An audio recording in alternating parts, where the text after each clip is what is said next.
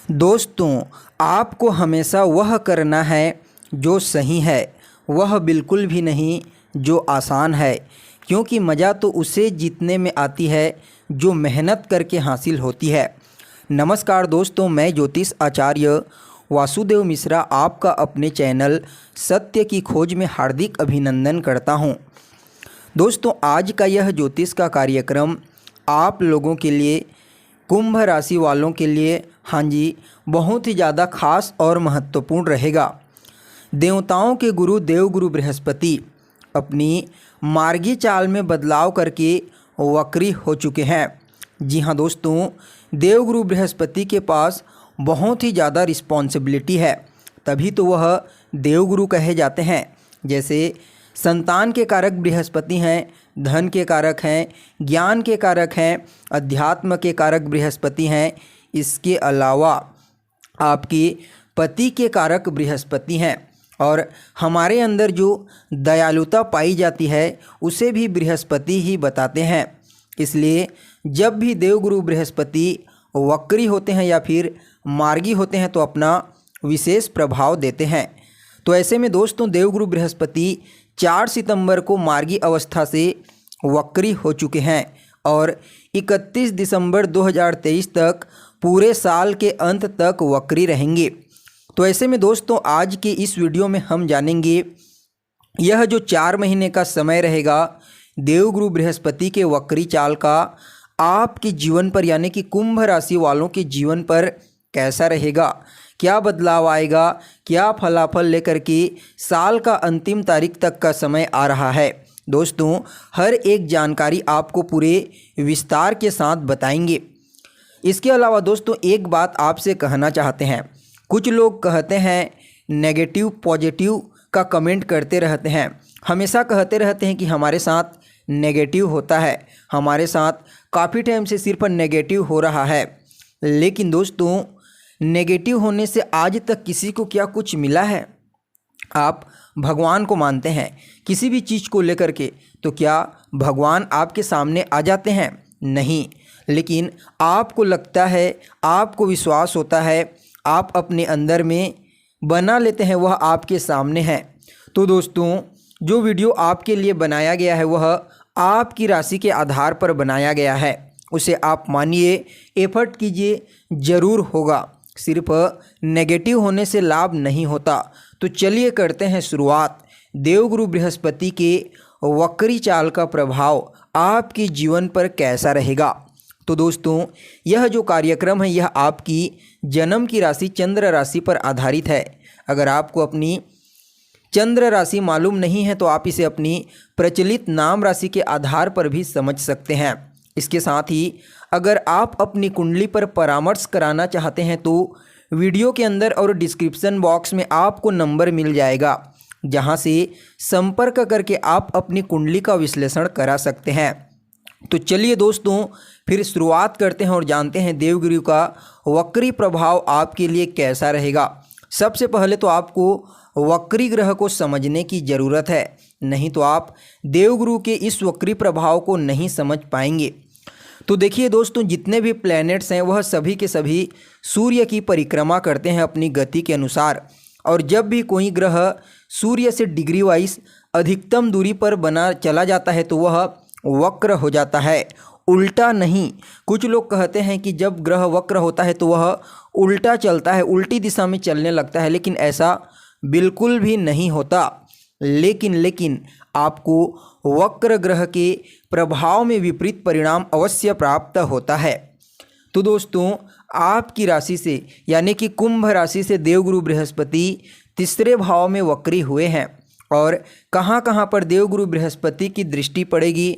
तो देखिए, 3रे भाव में वक्री करते हुए देवगुरु बृहस्पति की दृष्टि आपके 7th हाउस पर पड़ेगी, 9th हाउस पर पड़ेगी और 11th हाउस पर पड़ेगी। इसके अलावा दोस्तों, देवगुरु बृहस्पति आपके 2रे भाव का भी फल प्रदान करेंगे, क्योंकि जब भी कोई ग्रह वक्री होता है, जिस भाव में होता है तो वह उससे पीछे के भाव का भी फल प्रदान करने लगता है। तो चलिए अब जान लेते हैं देवगुरु बृहस्पति अपनी वक्री चाल के दौरान आपको इन भाव से संबंधित क्या क्या फल प्रदान करेंगे। तो सबसे पहली महत्वपूर्ण भविष्यवाणी है दोस्तों आपके दूसरे भाव से संबंधित। अगर आपके मुख में, गले में लंबे समय से कोई समस्या थी, कोई रोग थी या फिर आपको कोई चिंता थी, परेशानी थी, तो हम कह सकते हैं कि यहाँ पर आपको मुख से संबंधित, गले से संबंधित चिंता परेशानियों से देवगुरु बृहस्पति छुटकारा दिलाएंगे। क्यों? क्योंकि दूसरे भाव में देवगुरु बृहस्पति की खुद की राशि मीन राशि बनती है। इसलिए इस समय देवगुरु बृहस्पति आपको मुख, गले से रिलेटेड सभी प्रॉब्लम से राहत कर देंगे, बरी कर देंगे। इसके साथ ही दोस्तों आपकी जो वाणी है, आपकी जो वे ऑफ टॉकिंग है, वह बहुत ही अच्छी कही जा सकती है। आपकी वाणी सरल हो जाएगी। हालांकि थोड़ा सा आपको अपने गुस्से पर कंट्रोल करना होगा। तो वहीं दोस्तों जो दूसरा भाव होता है वह आपके कुटुंब परिवार का भाव होता है, धन का भाव होता है। ऐसे में अगर आपके कुटुंब परिवार में आपका कोई किसी समय से विवाद चल रहा है या फिर कोई व्यक्ति आपके अगेंस्ट जा रहा था, आपके खिलाफ बोल रहा था, तो आपको इस समय कुछ परिवर्तन देखने को मिलेगा। इसके साथ ही बैंक बैलेंस भी थोड़ा बढ़ने लग जाएगा। जी हाँ दोस्तों, हम यह नहीं कह रहे हैं कि बहुत ज़्यादा बढ़ जाएगा, लेकिन कुछ न कुछ आपको अपने बैंक बैलेंस में वृद्धि होता हुआ जरूर नज़र आएगा, क्योंकि देवगुरु बृहस्पति दूसरे भाव के साथ साथ लाभ भाव 11th हाउस का भी फल आपको प्रदान करेंगे। तो वहीं दोस्तों देवगुरु बृहस्पति तीसरे भाव में गोचर कर रहे हैं, तो ऐसे में बिना वजह के कोई ट्रैवल हो सकती है, कुछ चीज़ नेगेटिव हो सकती है, बिना वजह के आप अपना टाइम किसी बेकार की चीज़ में स्पेंड कर सकते हैं, लाइक गेमिंग या फिर कुछ और चीज़ें। इसलिए थोड़ा सा आपको अपने समय का विशेष रूप से ध्यान रखने की ज़रूरत है। इसके साथ ही कोई फ्यूचर रिलेशनशिप में आपके साथ जुड़ने का प्रयास कर सकता है, जो भविष्य में आपके लिए कोई काम का नहीं रहेगा, उसके साथ भी आपका समय बर्बाद हो सकता है, ऐसा स्पष्ट रूप से दिखाई दे रहा है। इसलिए दोस्तों इस समय फिजूल का समय बर्बाद करने से, फिजूल की चीज़ों में अपने आप को बचाने का प्रयास करें और बेफिजूल का ओवर थिंकिंग ना करें तो आपके लिए बेहतर होगा। यह आपके लिए तीसरी बड़ी भविष्यवाणी रहेगी। तो वहीं दोस्तों अगर आप मार्केटिंग से संबंधित कोई कार्य करते हैं, टूर एंड ट्रैवल का कार्य करते हैं, गाड़ियों से संबंधित कोई कार्य करते हैं, तो देवगुरु बृहस्पति की वक्री चाल का आपको सकारात्मक परिणाम प्राप्त होगा। तो वहीं दोस्तों अगली और महत्वपूर्ण भविष्यवाणी आपके 7th हाउस को लेकर के है। क्यों? क्योंकि देवगुरु बृहस्पति की वक्र दृष्टि आपके 7th हाउस पर भी पड़ेगी, और जब 7th हाउस को देवगुरु बृहस्पति वक्र दृष्टि से दृष्टिगोचर करेंगे तो आपको विपरीत परिणाम प्राप्त हो सकते हैं। इसलिए जो लोग वैवाहिक हैं उन लोगों को इस समय आर्ग्यूमेंट से बचना चाहिए। छोटी छोटी बातों को लेकर के मिसअंडरस्टैंडिंग ना हो। ऐसा लग रहा है कि हो सकता है, क्योंकि गुरु के साथ राहु भी 30 अक्टूबर तक गोचर करेंगे और राहु की पंचम दृष्टि भी कहीं ना कहीं आपके दाम्पत्य जीवन में विच्छेद करने का कार्य कर सकती है। लेकिन फिर भी यहाँ पर देखा जाए तो थोड़ी बहुत सरलता, बॉन्डिंग मजबूत देखने को मिल सकती है, क्योंकि जो देवगुरु बृहस्पति की दृष्टि होती है वह अमृत मानी जाती है। लेकिन जिन लोगों की मैरिज नहीं हुई है उनके लिए कोई रिश्ता आ सकता है, ऐसा भी योग बना हुआ है। रिश्ते आने की लगभग 70% संभावना दिखाई दे रही है, और अगर आप कोशिश करेंगे तो रिश्ता फाइनल भी हो सकता है। तो वहीं दोस्तों अगली और महत्वपूर्ण भविष्यवाणी आपके 9th हाउस को लेकर के है, क्योंकि देवगुरु बृहस्पति की वक्र दृष्टि आपके 9th हाउस पर भी पड़ेगी, और जब 9th हाउस पर देवगुरु बृहस्पति की दृष्टि पड़ेगी तो पिता का सपोर्ट आपको मिल सकता है। फादर के साथ जो पहले आर्ग्यूमेंट थे, जो बहसबाजी थी, कहीं ना कहीं वैचारिक मतभेद थे, डिफरेंस ऑफ ओपिनियन देखने को मिल रहा था, अब आपको लगेगा गुरु के वक्र हो जाने से कि आपको पिता का सपोर्ट मिल रहा है। जो चीज़ आप चाहते हैं, जो आपकी ड्रीम्स है, वह आपके साथ खड़े हैं, ऐसा आपको थोड़ा बहुत अवश्य फील होगा। इसके साथ ही दोस्तों जो 9वां भाव होता है वह आपके धर्म का भाव होता है। तो ऐसे में देवगुरु बृहस्पति जब 9th हाउस पर अपनी दृष्टि डालेंगे तो कहीं ना कहीं मंदिर में जाना या फिर आध्यात्मिक यात्रा होना, प्रैक्टिकल प्रभु को मानना, प्रैक्टिकल लाइफ में चलना, प्रैक्टिकल लाइफ को समझना, ऐसा भी थोड़ा बहुत यहाँ देखा जा सकता है। आप थोड़े प्रैक्टिकल हो जाएंगे अपने जीवन को लेकर के, अपने जीवन को समझने लगेंगे। आप अपने जीवन में क्या कर सकते हैं, कैसे कर सकते हैं, क्यों कर सकते हैं, यह सब कुछ इस समय आपको देवगुरु बृहस्पति के वक्री दृष्टि के प्रभाव से समझ आने लगेगा। इसके साथ ही दोस्तों जो 9th हाउस होता है वह आपका लक होता है, आपका भाग्य। इसलिए आपके भाग्य में भी बड़ा परिवर्तन देखने को मिलेगा। कुछ न कुछ बदलाव ऐसा होगा जिससे आपको सकारात्मक परिणाम की प्राप्ति होगी। अगर आप शेयर मार्केट में, स्टॉक मार्केट में पैसा लगाना चाहते हैं तो थोड़ा सोच समझ करके हर चीज़ को परख करके लगाएं, जल्दबाजी में बिल्कुल भी नहीं।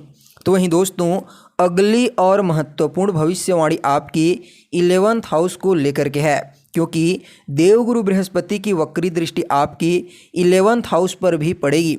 और दोस्तों जो 11वां भाव होता है वह आपके लाभ का भाव होता है, प्रॉफिट का। इसके अलावा 11th हाउस आपका डिजायर्स का होता है। इसके साथ साथ आपकी जो भी एक्सपेक्टेशन होते हैं, जो भी इच्छा होती है, उन चीज़ों को भी आपका 11th हाउस दर्शाता है। तो ऐसी अवस्था में दोस्तों इस समयावधि में आपकी जो इच्छा है वह पूरी हो जाएगी, लेकिन यह काम शक्ति को भी प्रदर्शित करता है। इसलिए आपकी एक्सपेक्टेशन थोड़ी ज़्यादा देखने को मिल सकती है। यहाँ पर कामुकता बढ़ने की संभावना नज़र आ रही है, इसलिए आपको इसका थोड़ा ध्यान रखना होगा, नहीं तो इसका आपके रिलेशनशिप पर नेगेटिव इफेक्ट पड़ सकता है। हर चीज़ में एक्सपेक्टेशन कुछ ज़्यादा ही देखने को मिल सकती है। अगर आप रिलेशनशिप को बेहतर बनाना चाहते हैं तो इस समय आपको समझदारी के साथ कार्य करने की ज़रूरत है। जब देवगुरु बृहस्पति 11th हाउस को वक्र दृष्टि से दृष्टिगोचर करते हैं तो कुछ नई चीज़ों को खरीदने का प्लान बनवाते हैं। तो ऐसे में आप कुछ नई चीज़ें ले सकते हैं, कोई ऐसी चीज़ जो काफ़ी टाइम से आप सोच रहे थे इन 4 महीनों के अंदर, और ऐसा लग भी रहा है कि आप ले लेंगे, या फिर कोई ऐसी ज़रूरी चीज़ जहां पर आप ज्वाइन करना चाहते थे, काफ़ी टाइम से सोच रहे थे कि मुझे ज्वाइन करना है, मुझे ऐसी जगह पर जाना है, मुझे ऐसी चीज़ों का यूज करना है, तो वह सकारात्मक रूप से आपके लिए होता हुआ दिखाई दे रहा है। तो दोस्तों यह तो हो गई आपकी जन्म की राशि के आधार पर देवगुरु बृहस्पति के वक्री चाल का प्रभाव। अब चलिए जान लेते हैं देवगुरु बृहस्पति के वक्री चाल को बेहतर बनाने के लिए आपको क्या उपाय करना चाहिए। तो सबसे पहले तो दोस्तों रोजाना शनिदेव के बीज मंत्र को फॉलो करें। ओम प्राम प्रीम प्रोम सह शनिश्चराय नमः। इसके अलावा देवगुरु बृहस्पति के बीज मंत्र का भी उच्चारण करें।